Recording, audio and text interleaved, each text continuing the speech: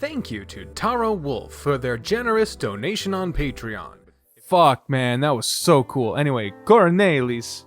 Was that it? Shit, I already forgot how to say it. Cornelis, okay. I don't know who's saying it, but it appeared to be from the CGs before it, like an ancestor? I don't know, is this a flashback? But lovely work, Cornelis. Cornelis. I don't know how to say it naturally. Lovely work, Cornelis. You're really getting the hang of this, aren't you? I feel my body grow warm as the old stoat sitting next to me leans in close to the canvas and inspects my work. I draw my eyes to the old wooden floorboards to avoid his gaze. He smells of paint and smoke, as does this whole atelier. Well, I don't know what atelier. Oh man, there's so many words of the day. A workshop or studio, especially, okay, that makes sense, especially when used by an artisan. How do you say it? Atelier. Holy Christ.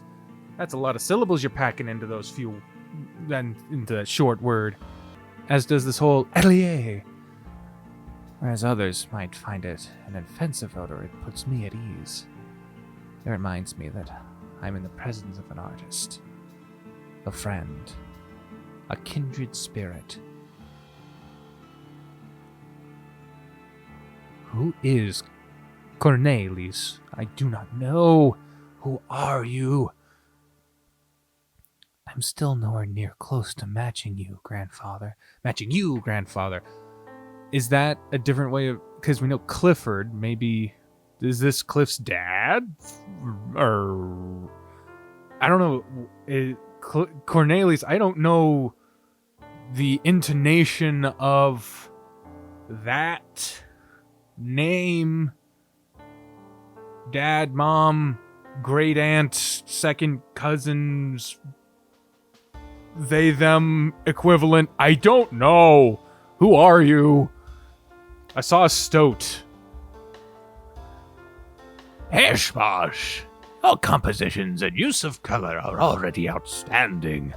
And you're, what, 15? 14 and a half, sir. I turned 15 this September. I don't blame him for losing track sometimes. Not with all that's happened. Even so, his memory is getting worse.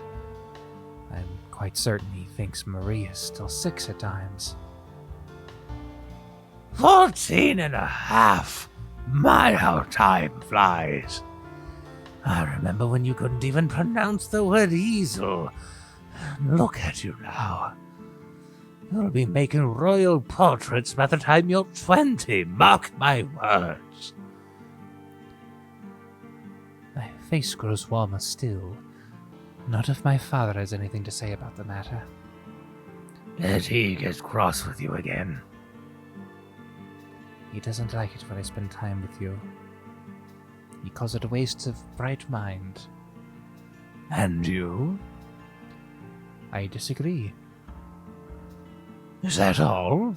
Usually you speak more freely. I'm well aware that the man loathes me, lad. No need to hold back for my sake. It's just that art speaks to me in ways his business lectures don't. It takes me to places I've only ever dreamed of, yet he intends to contain me in an office for the rest of my life as though some sort of beast to be caged and trained. Pours me to tears. Perhaps he is merely trying to keep you safe. He's only become worse since Mother. I stop. For the shortest of moments, so does my heart. It aches.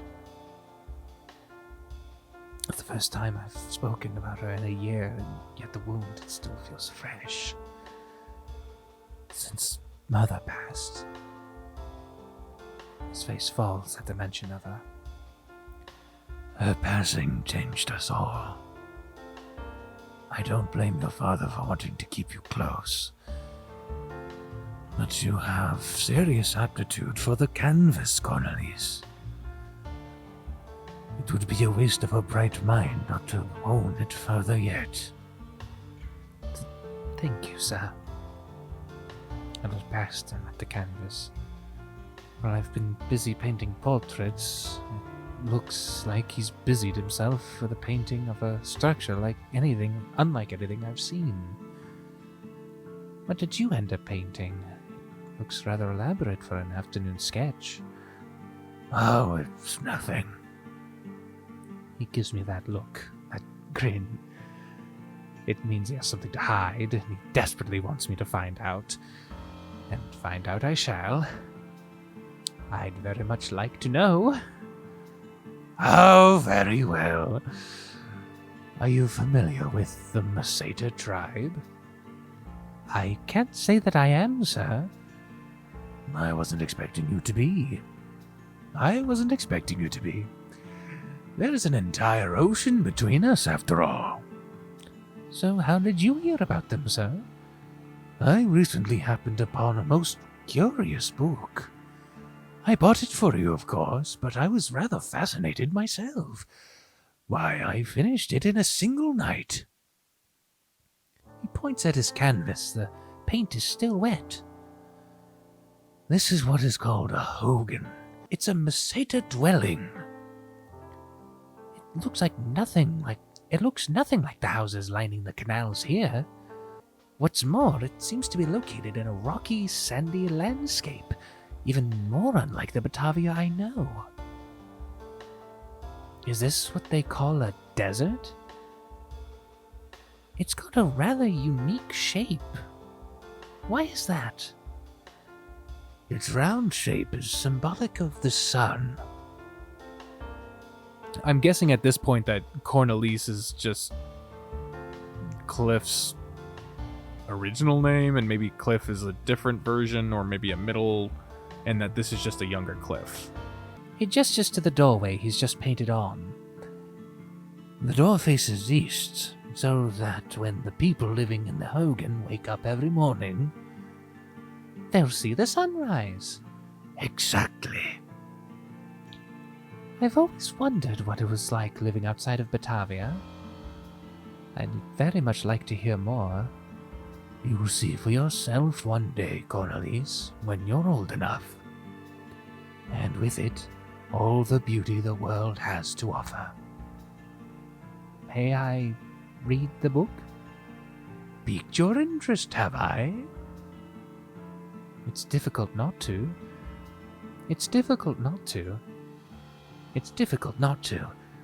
Father only lets me read business ledgers. It's right here on my desk. Have at it. The paint has yet to dry, anyway. Thank you very much, sir. Oh boy. The beginning. Oh boy. Do please stop calling me sir, young man. I'm your grandfather, not the king of Batavia.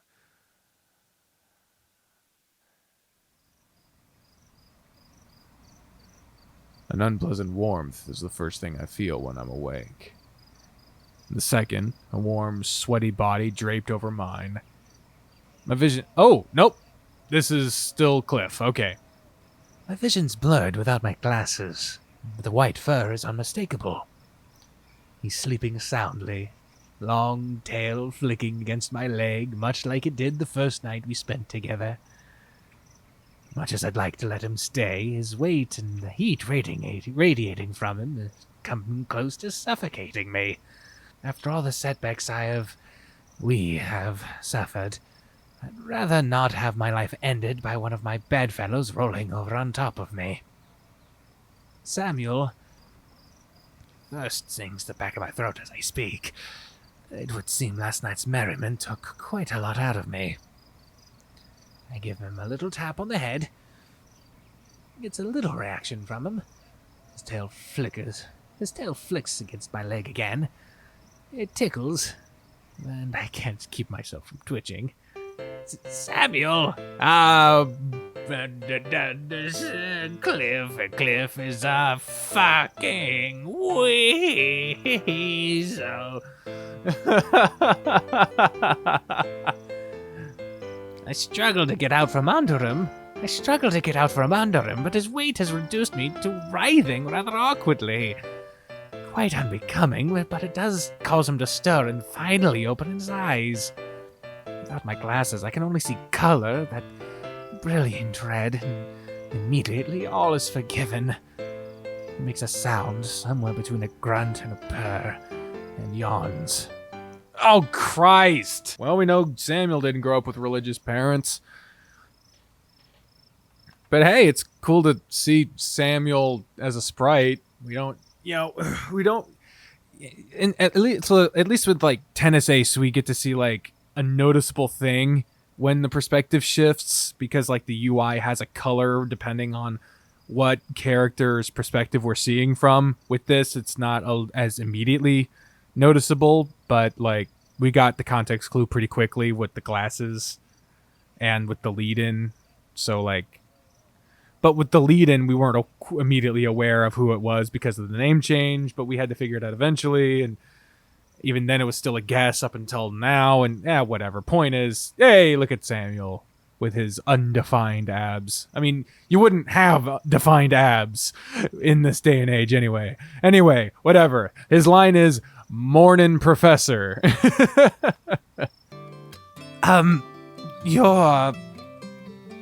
He looks down, no doubt realizing he's crushing me. Oh, sorry. Oh, heavens, no, it's quite all right. Putting on airs has become as comfortable as slipping into a shirt. I don't know what putting on airs means, but sorry about that. My voice manages to go up in pitch when I'm around him. Did you sleep well? Yeah?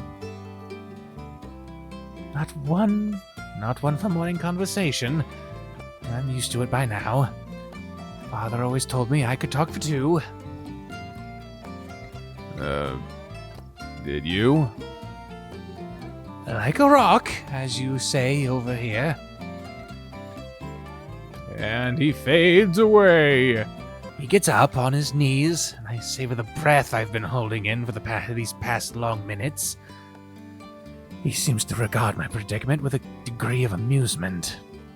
And while I usually cannot tell whether his affection for me is genuine or just part of his profession, this smile in particular seems true enough for me.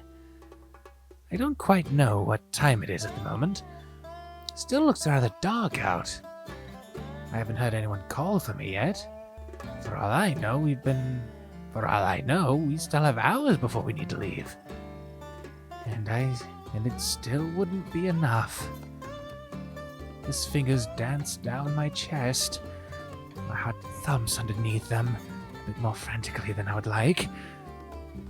He looks anything but restless. It's the first time I've seen him without a furrowed brow, without bags under his eyes. I sit up and he leans forward, meeting me halfway. The kiss we share is long, and yet all too brief for my liking. I don't know what he's feeling right now, but it's the only way I can convey what I truly feel. What even I lack in vernacular to express. How I wish I did not have to be this way. How I wish I could spirit him away in the dead of night to some far-off foreign country where no one knows our names. Where we can shed the hand of cards society has dealt us and start fresh.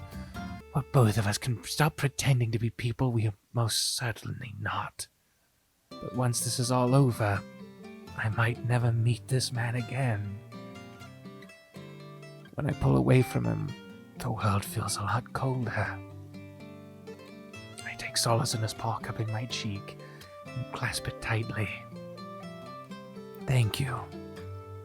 God damn it, Sam! Popping up with that penis! What you making a sad face for?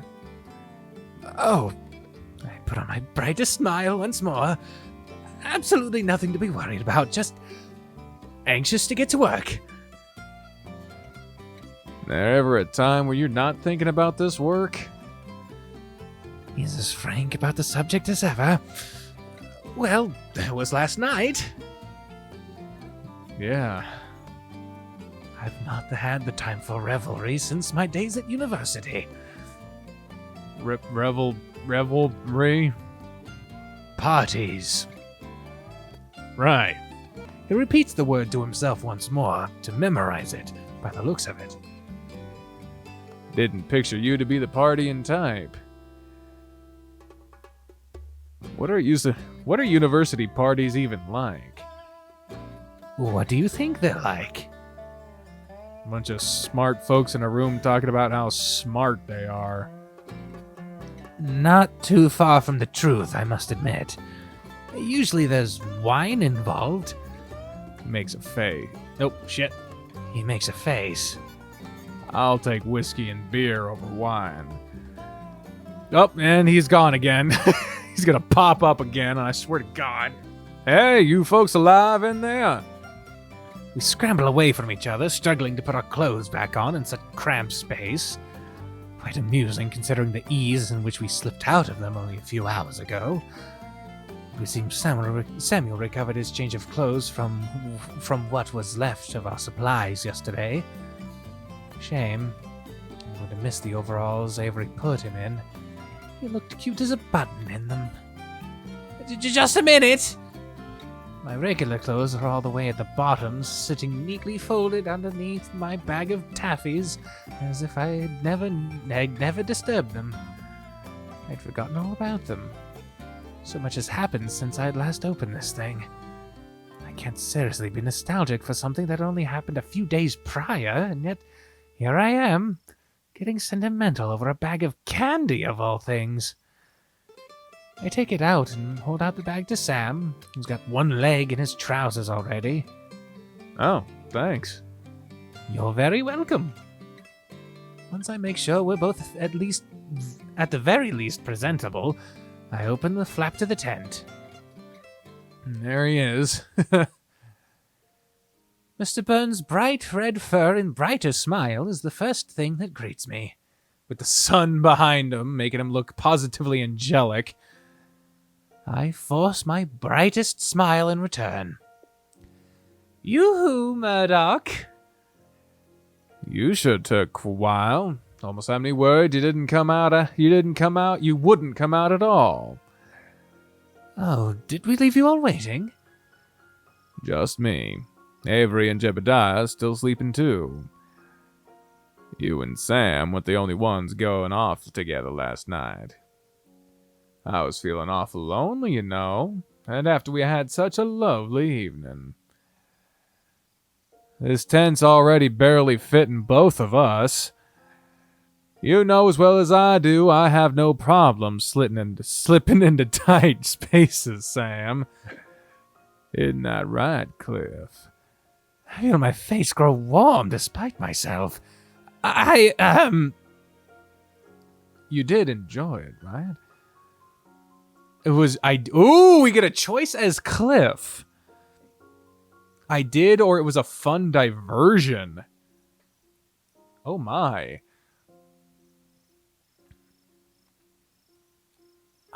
Jesus, why would we not say it? Okay, so here's the thing. In a choice like this, I don't wonder why we would say it was fun. The only thing I wonder is why would we not say it's fun? Because the obvious thing to do is to say it was fun. What would happen if we said it wasn't?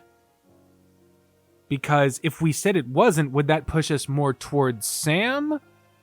Or would that possibly just open the gates to a threesome? Or, I don't know. Not threesome, but more of a throuple. I don't know. But, quite frankly, I don't want to hurt Murdoch's feelings. And I don't think he has any sinister intent behind it. And I don't think Sam is the type of person to take offense by it. I don't see any negative things coming from that choice. And if there are any, please let me know in the comments down below if there's any negative outcomes to this choice, because I'm going to just say it that we did. Yes, very much so. He perked. He perks up. The spring should be still free if you want to go again. I click my tongue at him. You're incorrigible. You didn't seem to mind last night. It's true. I feel a shiver. It's true. I feel a shiver crawl up my back just recalling last night's events. The manner in which they both looked down at me. The taste on my tongue. I stop myself before my thoughts get too explicit. Oh, and he's fading away. I look behind me to gauge Sam's reaction. He gives me the smallest of nods. He seems fine. Okay, I guess we're good. Real quick, oh god, okay, real quick. I am just going to do a quick save. Oh, look at that! It's even got the logo on the things! It's these small touches that really make it just like, oh man. Just real quick. I am curious what happens. Oh god, that is so cold to say. I did, but I'd rather we stay on professional terms. At least for now. There's still a lot of work to be done, and I don't want to complicate matters. Oh! Oh god, it hurts. I don't like doing this. I just want to see what Sam's reaction is, but I hate it. His ears flip back. For a moment, his expression cracks, and I see an intense emotion I've not seen before. Disappointment, perhaps.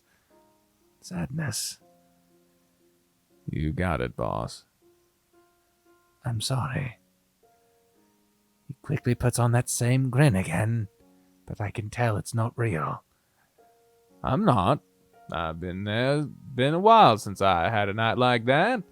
I'll get to waking up the others. Shouldn't be long. Thank you, Mr. Burns. Oh, God, I hate it. No. It went to fade into black. Oh, God. Oh, no. Nope. It didn't even. Oh, God. Fuck no. God, it's so bad. It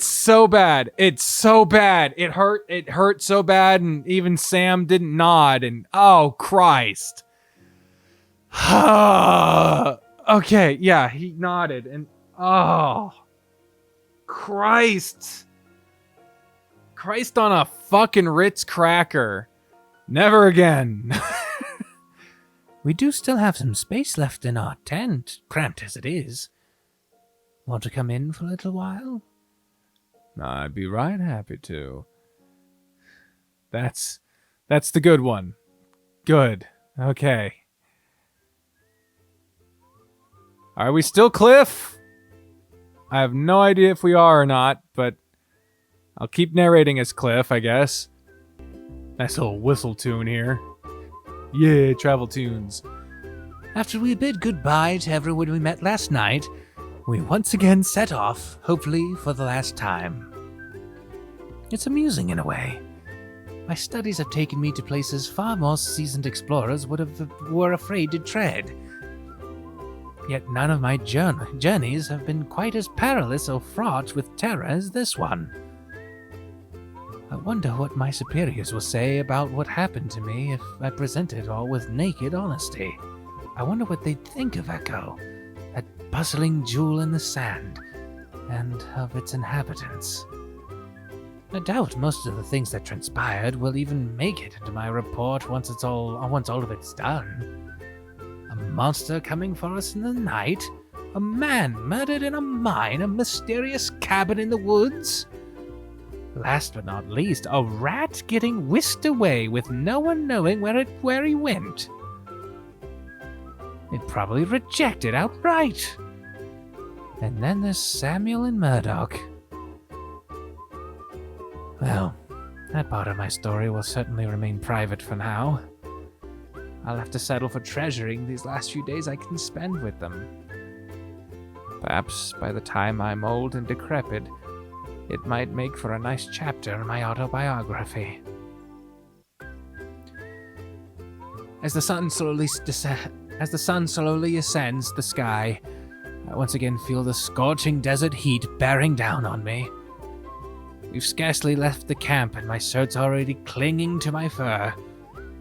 After I just bathed this morning, too. That's one thing I'm not going to miss about this place. There he is.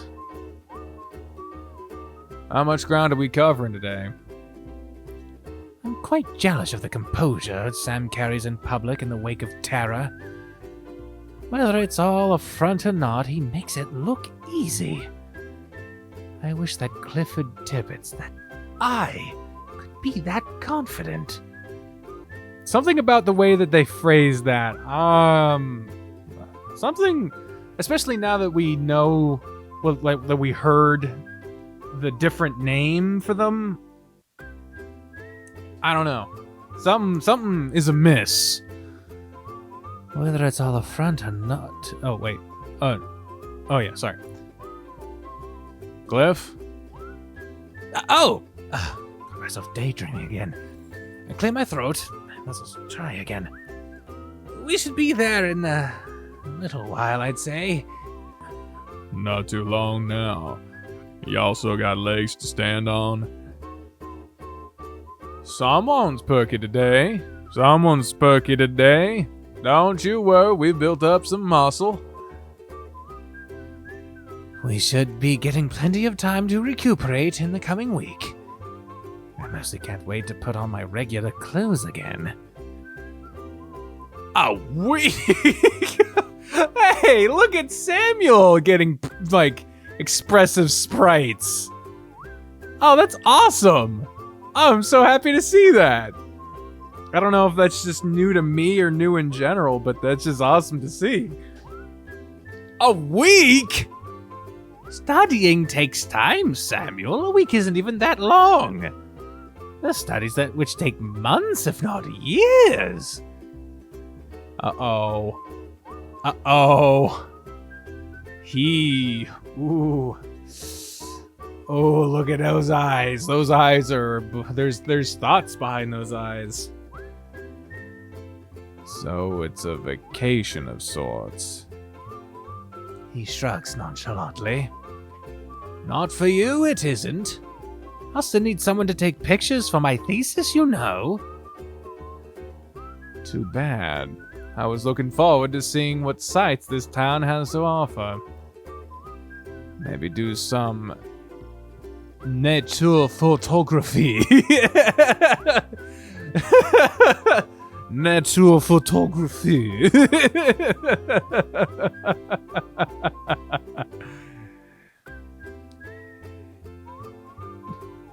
He's butchering it on purpose, isn't he? Still, it's good enough to get a chuckle out of me. It's not a happy place, I'll have you know. That comment seems aimed solely at me. I have little choice but to take it in stride. Are there a lot of folks living in the settlement? It's not a tenth of the size of Echo, I'd reckon. Oh, so we're going to a place the size of Echo, but how we knew it back in the day. Folks only allowed to leave for trade. At all? Yeah. Oh shit! I completely forgot about Tesla over here. Zayla, I apologize. I don't remember their voice, and it would be a fucking miracle to find their, like, one line in a fucking... And only with permission from the military or an agent. Why? So they can control us. Keep an eye on us. He scoffs. Can't go where we please. Can't do as we please. It pains me to hear that. I'm well aware of the way my contemporaries discuss the Meseta, as well as other tribes like them, but still, it's quite disheartening. I strive to improve relations between us so we can understand one another. The last thing I want is to dismantle our relationship further. Has anyone ever raised a fuss about it? Oh, a fuss! A fuss, you say? You know, There was only wars, many bloodied battles about it, but, let's try a fuss. The white man, the European white man recommended that we try a fuss. Has anyone tried a fuss? No? Well, no wonder we're fucked. The war didn't work. Let's try a fuss. Thank God the white guy showed up and recommended the fuss.